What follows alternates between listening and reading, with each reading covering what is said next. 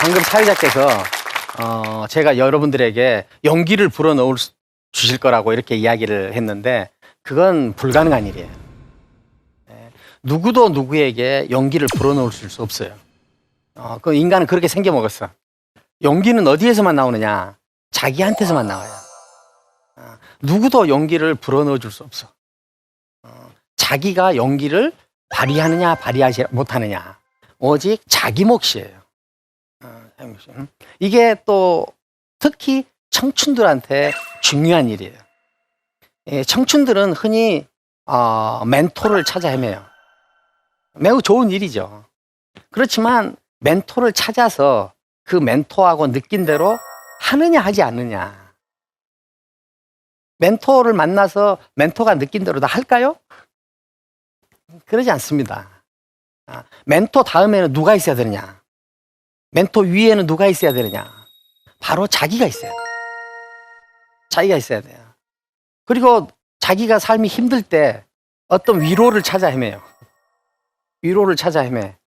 누군가 여러분들을 정말 위로해 줄 수 있다고 생각해요? 다른 사람을 통해서 완벽한 위로를 혹은 충분한 위로를 받아본 적 있어요? 여러분들은 그런지 모르지만 저는 받아본 적이 없어요. 위로도 오로지 자기 몫이에요. 이 청춘은 기성세대에 속으면 안 돼요. 누군가 위로를 해줄 수 있달지, 누군가 가르쳐 줄 수 있달지, 누군가 용기를 불어넣어 줄 수 있달지 완전 거짓말이에요. 누구도 누구를 위로하기 어려워요.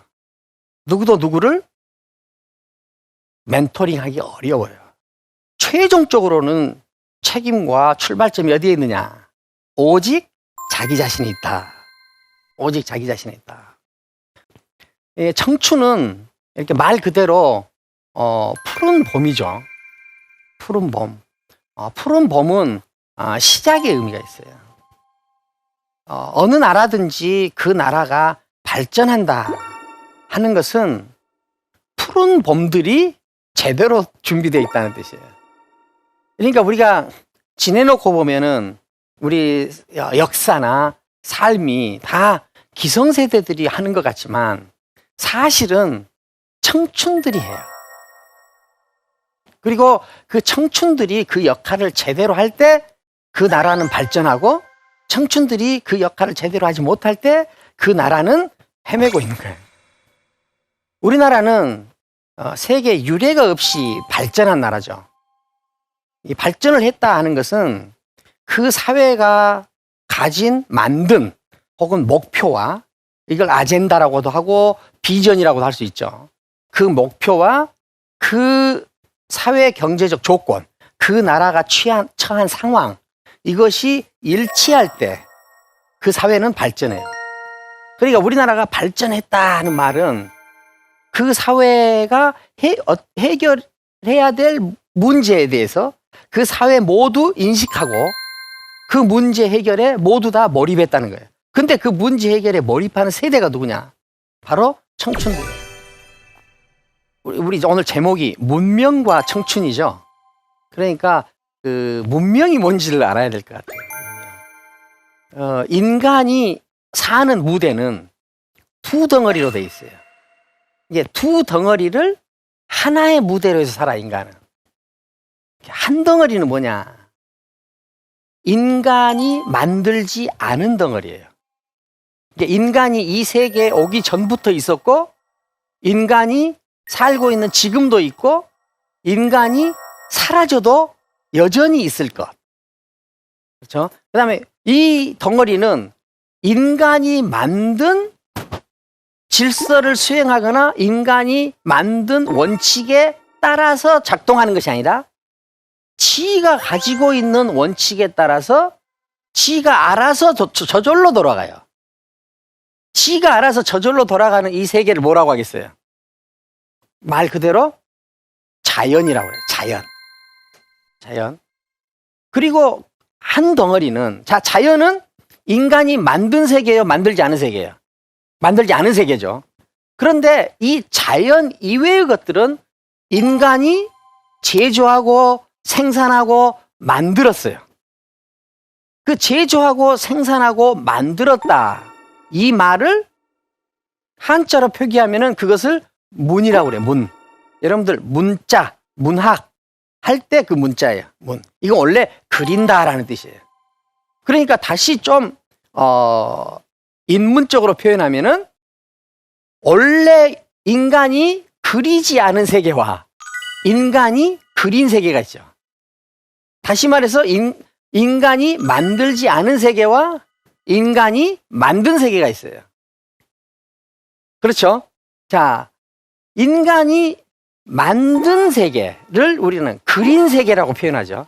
자, 그러면 무엇인가를 만들어요. 무엇인가를 만들어. 만들면은 만들기 이전과 만들고 나서 이후가 세상이 같아요, 달라요? 다르죠? 달라졌죠? 이 달라진 것을 우리가 변화했다 이렇게 표현해요. 변화했다. 다 쉬운 단어들만 나오죠.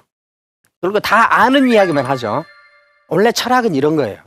여러분들이 다 아는 이야기만 다시 하는 게 철학이에요. 자, 무엇인가를 그러면 인간은 무엇인가를 그리죠. 그걸 만든다고 하고 그려가지고 그리고 나면 무엇이 일어나요? 변화가 일어나죠. 그래서 인간은 무엇인가를 그려서 변화를 이야기하는 존재예요. 무엇인가를 그려서 변화를 이야기하는 존재. 그러니까 인간은 가장 원초적으로, 가장 근본적으로 인간은 무엇인가를 그려서 변화를 이야기하는 존재예요. 다른 말로 하면은 무엇인가를 만들어서 변화를 이야기하는 존재예요. 그러면은 무엇인가를 그려서 변화를 이야기한다. 이 말을 한자어로 하면 뭐가 되겠어요? 문화가 돼요. 문화. 이게 문화예요. 자, 그러면은 인간은 문화적 활동을 하죠. 문화적 활동을 해서 그 결과로 눈에 보이도록 분명하게 남겨진 결과들이 있어요. 눈에 보이도록 분명하게 남겨진 결과. 그 분명하게 남겨진 결과가 뭐예요? 문화적 활동을 해서 눈에 보이도록 분명하게 남겨진 결과를 문명이라고 해요. 이게 문명이에요. 그래서 문명은 기본적으로 인간이 만든 세계죠. 인간이 그린 세계예요. 그래서 기본적으로 인공적이고 조작적이고 인위적이에요. 인간이 주인의 위치에서 자기 세계를 건설해 놓은 것. 이거를 문명이라고 그래요. 그래서 인간은 자연과 문명이라는 두 세계를 하나의 무대로 살아요. 그래서 인간이 사는 무대는 이 자연과 문명을 벗어난 것은 하나도 없어. 그래서 인간은 자연에 대해서 알고 문명에 대해서 알면 지적으로 완벽해져요. 그러겠죠? 전체를 아는 거니까. 자, 그런데 어찌된 일인지 나라에서는 너무 젊은 나이에 지적으로 완벽해지는 것을 원치 않을지도 몰라. 고등학교 2학년 올라갈 때 지적으로 완벽해지면 안 된다. 둘 중에 한 가지만 해라 하고 법으로 정해놨어요. 그래서 2학년 올라갈 때 어떻게 돼? 문과, 이과로 나뉘죠. 그렇죠. 자연을 좋아하는 사람은 이과를 가고 문명을 좋아하는 사람은 문과를 가는 거예요. 수학 2 때문에 나뉘는 게 아니에요. 그렇죠? 그러니까 우리가 자기가 더 좋아하는 경향이 어디에 있는가? 그래서 문명에 있는가, 이과에 있는가에 따라서 문이과로 나뉘죠. 자, 인간은 어쨌든 문과 대상이 되는 문명과 이과의 대상이 되는 자연, 이 세계를 하나의 무대로 해서 산다. 그런데 인간이 주도적인 역할을 하고 책임성을 발휘해야 될 곳은 더 깊게는 문명에 있죠.